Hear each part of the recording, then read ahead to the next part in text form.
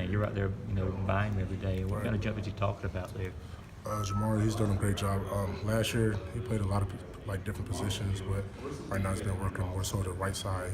He's developing. He's getting a lot better in his pass run and run game. But he made a big jump. Of course, both you guys being from pace, you kind of take him under your wing maybe a little bit more. So I know you do all the other younger guys, but is it a little bit more special with him? Yeah, it is because we played together in middle school and high school, so it's pretty cool. Have him under me. Just try to help him out any way I can. How long have you known him? Since seventh grade. Seventh grade. Was it one of those deals where you always kind of knew he was going to kind of follow the path that he's on right now? It kind of just worked out that way, but yeah. What was it like for him not coming in here and playing right away, starting right away like you did? I think it was a big adjustment from him, coming from being, one of the top players in the country. But, he took it well. He understood what he had to get better at, and he's starting to do it now. The talent that's around, just, there's a guy like Jamari can't come in here and play right away. He's not guaranteed to start this year.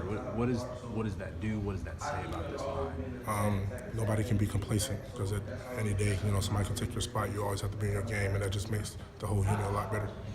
Andrew, how's the team dealt with some of the off-the-field stuff? Have you guys, I know Kirby's talked to us about it a few times, and I'm sure he's talked to you. Has the team had any meetings or any leadership council discussions, anything like that? Coach Smart, he's obviously addressed it. The leadership staff, we've met and talked about it and addressed the team. But other than that, we're just trying to move past it, get better at practice. How do you lead? You're a guy, obviously an Outland Trophy candidate. Everybody's kind of focusing in on you as a veteran. What's your management or your leadership style for guys that might go astray? Is it to encourage, to educate?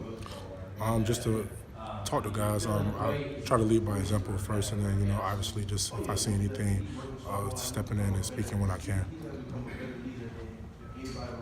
I guess I would ask you this, as far as what you guys have built here, how much, are you aware of that Georgia image and the brand? Is that something that even a guy like you, when he sees a headline, goes, oh boy, that's, is it something that hurts you and bothers you to the point? Yeah, obviously, we don't want anything, to hurt the Georgia brand. Our name is, we represent the G. So, obviously, when something like that happens, we're not too happy with it. Who's been stepping up at center? I know that you have an open spot. Right now, it's Trey Hill working with the ones. We have Warren Ederson working with the twos. But right now, Trey's doing a pretty good job. How do you feel like Salyer's fitting into the centers? Are you getting any reps there? He works at centers sometimes, but mostly at right tackle and right guard right now.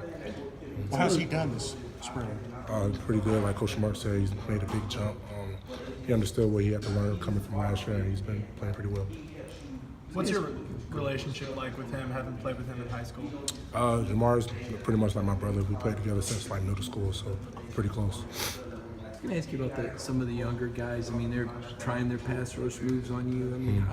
How impressed have you been, and who's jumped out at you among some of those newcomers at outside linebacker? For me, all the outside linebackers are ridiculously athletic. Like every day, they're coming off the edge as fast as they can. They have a lot of different moves, and then I think it's just better for me because I get different looks, different type of guys, different rush styles, and it's great for us. I was going to ask you that. You kind of got a mental book on what these guys are going to do, and yeah. What have you picked? Have you picked up on Nolan and Jermaine? Have you kind of got them down now, or are they still doing some different stuff? I'm still trying to pick them up, but it's a couple things. Like I try to change my set or how I attack them. Like Jermaine and Nolan, different sizes. Like Jermaine's a little bit longer, and Nolan's a little bit shorter, things like that, just to change up my game. So it's as much chess, and a lot of this is premeditated before the right, snap. Definitely, yeah. Depending on the play, changes my set, my angle, how I'm attacking everything. You're pretty established for a couple seasons as a starter in the SEC. Those guys are new to the league. What's their mindset? I know they're talented, but do they talk trash? Do they tell you they're going to be able to get around you and that kind of stuff? No, they don't talk trash. They just come in, they work every day, they fly around. When I say they run through the whistle, they run into after every ball, things like that. They play hard. Have they won their share of battles with you, or not necessarily? I won't say they won their share of fair battles, but they do good at practice. I know you won't be here in 8 or 10 years playing for Georgia, but when you see some of the things that Kirby's doing with the schedule, adding the Florida States and the Texases and the Clemson, what are your thoughts on that? How would that have affected you as a recruit, I guess? I think it's definitely interesting. Say if I was a recruit, I can't wait to watch those games, when I'm older. What do you expect the fans to see differently from the offensive line going into this season? In the running game, what do you think is going to be different this year than maybe last year? In the run game, I don't think there'll be any difference. We're still going to try to be physical and dominant. Try to lead the SEC in rushing. A difference, I think, will probably just be being a lot better at pass protection, protecting the quarterback better. I was going to ask you about that. Do you think part of the reason why maybe you guys weren't as maybe good is because really you mostly stay ahead of the chains? I mean, Right. there really isn't a lot of long down and distance. Right. A lot of times we do run the ball. We win first down a lot. So going to 3rd and 7 to 10 was, a struggle for us, and that's one thing that we talked about in the beginning. Something we want to get better at. Are they going next doing season. a lot more of those kind of situational things this spring? 'Cause that kind of- We have like competition periods, so we'll be in like a drill, like has nothing to do with it, and then coaches blow the whistle, and we have to come, and it'll be like 3rd and 7, and you got to get the first down, stuff like that, just to get us, used to those situations. What have you seen from Jake Fromm? He's played some stellar games towards the end of last year.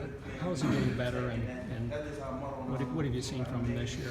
Jake is, being more of a leader on the offensive side. Obviously, he knows every call, everything like that, but he's starting to, bring guys with him, help him, and especially helping the younger guys that just got here, quarterback.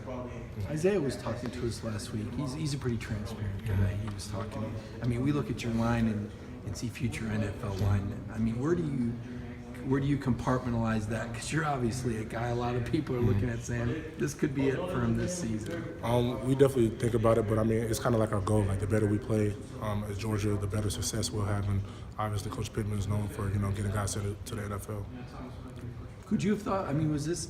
I don't want to say did you have a 3-year plan, but when you look at where you're at now and how established you are, have you impressed yourself, or are you about where you thought you would be? I think I'm close to where I thought I would be. I mean, coming in, I thought I had a chance to play early, and then starting with my high school O-line coach, it's always been my dream, to play the NFL. On paper, y'all look like you might be one of the best lines in the country in school history. What about on the field? What do you say? Right now, we're running the ball pretty well. Biggest thing we're focusing on right now is pass protection. We got to, protect the quarterback a little bit better. Is it a goal? Is it talked about at all about being one of the best in the country? Definitely, every year we want to win, the Joe Moore Award. That's a goal of ours. We try to be the best every year. Andrew, I was talking to Solomon, and he was kind of thinking about the times you guys FaceTime or go to the movies together. What's kind of been your favorite moments, hanging out with Solomon? With Saul, probably going to play basketball. He thinks he's a point guard. But yeah, it's pretty fun. We hang out all the time. We go get food. We go to American Deli, eat up all the wings, stuff like that. We have a good time together. Who's the better basketball player? He is. What's been your impressions of the interior defensive line this spring? Anybody kind of showing a little bit more than they did last season? Jordan Davis is playing pretty well. Michael Barnett, he's doing really good too. I noticed the 3 you get off of that elevator. Are you guys conscientious of that?